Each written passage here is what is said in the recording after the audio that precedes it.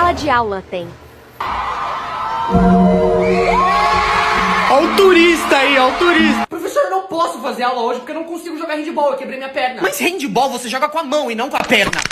Professor, não posso. Cala a boca, gente, pelo amor de Deus. O professor tá tentando explicar, vocês não estão vendo? Ô, quer conversar, conversa no corredor. Cala a boca, moleque chato, eu, hein? Que é isso? Gente, tá parecendo uma taturana. Sério? Mano, falta 5 horas pra acabar a aula. Ah, ela passou, não? Ela passou. Ó, me desenha aí, na moral. Tu quer que eu te desenho? Tá. A lápis é 10 reais. Pode ser com caneta? Quer caneta? Tá, então fica 350, pode parcelar 2 vezes. Mano, você desenha muito. Então, como eu tava... Quem que foi que fez isso? Quem? Lucas. Cavalo. Que barulho é esse? Que... Gente, que... Rapaz!